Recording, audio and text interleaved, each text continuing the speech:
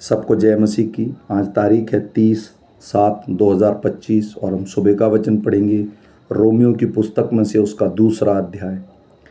अंत है दोष लगाने वाले तू कोई क्यों न हो, तू निरुस्त है, क्योंकि जिस बात में तू दूसरों पर दोष लगाता है उसी बात में अपने आप को भी दोषी ठहराता है। इसलिए कि तू जो दोष लगाता है स्वयं ही वह काम करता है। हम जानते हैं कि ऐसे ऐसे काम करने वालों पर परमेश्वर की ओर से ठीक ठीक दंड की आज्ञा होती है। हे मनुष्य, तू जो ऐसे ऐसे काम करने वालों पर दोष लगाता है और आप वे ही काम करता है, क्या यह समझता है कि तो परमेश्वर के दंड की आज्ञा से बच जाएगा?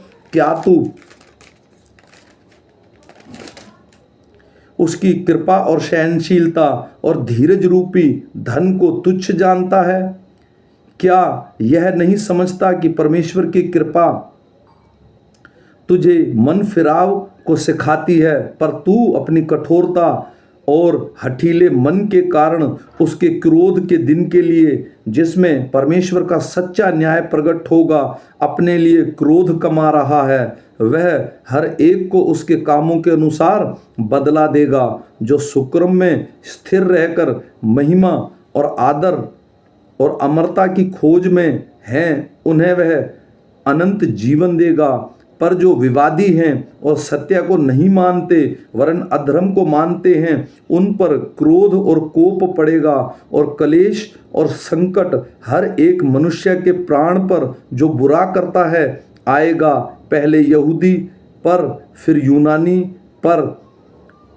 परंतु महिमा और आदर और कल्याण हर एक को मिलेगा जो भला करता है, पहले यहूदी को फिर यूनानी को, क्योंकि परमेश्वर किसी का पक्षपात नहीं करता।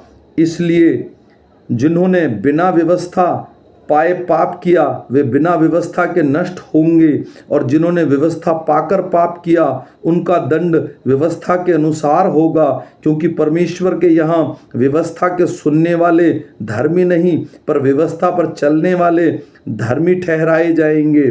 फिर जब अन्य जाति लोग जिनके पास व्यवस्था नहीं स्वभाव ही से व्यवस्था की बातों पर चलते हैं, तो व्यवस्था उनके पास न होने पर भी वे अपने लिए आप ही व्यवस्था है। वे व्यवस्था की बातें अपने अपने हृदय में लिखी हुई दिखाते हैं और उनके विवेक भी गवाही देते हैं और उनके विचार परस्पर दोष लगाते या उन्हें निर्दोष ठहराते हैं। जिस दिन परमेश्वर मेरे सुसमाचार के अनुसार यीशु मसीह के द्वारा मनुष्यों की गुप्त बातों का न्याय करेगा, यदि तू यहूदी कहता है और व्यवस्था पर भरोसा रखता है और परमेश्वर के विषय में घमंड करता है और उसकी इच्छा जानता और व्यवस्था की शिक्षा पाकर उत्तम उत्तम बातों को प्रिय जानता है और अपने पर भरोसा रखता है, मैं अंधों का अगुवा और अंधकार में पड़े हुओं की ज्योति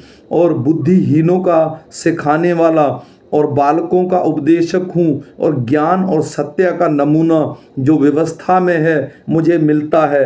अंत क्या तू जो दूसरों को सिखाता है अपने आप को नहीं सिखाता? क्या तू जो चोरी न करने का उपदेश देता है आप ही चोरी करता है? तू जो कहता है व्यभिचार न करना, क्या आप ही व्यभिचार करता है? तू जो मूर्तों से घृणा करता है, क्या आप ही मंदिरों को लूटता है?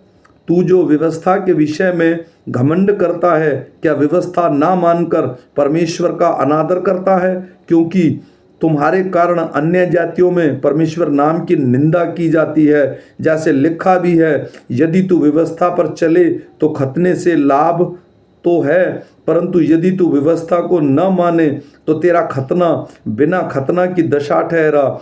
इसलिए यदि खतना रहित मनुष्य व्यवस्था की विधियों को माना करे तो क्या उसके बिन खतना की दशा खतने के बराबर ना गिनी जाएगी? और जो मनुष्य शारीरिक रूप से बिन खतना रहा, यदि वह व्यवस्था को पूरा करे, तो क्या तुझे जो लेख पाने और खतना किए हुए जाने पर की व्यवस्था को माना नहीं करता है दोषी ना ठहरेगा? क्योंकि यहूदी वह नहीं जो प्रगट में यहूदी है, और ना वह खतना है जो प्रगट में है और देह में है, पर यहूदी वही है जो मन में है, और खतना वही है जो हृदय का और आत्मा में है, ना कि लेख का। ऐसों की प्रशंसा मनुष्यों की ओर से नहीं, परंतु परमेश्वर की ओर से होती है। आमीन। फिर मिलेंगे शाम के वचन के साथ।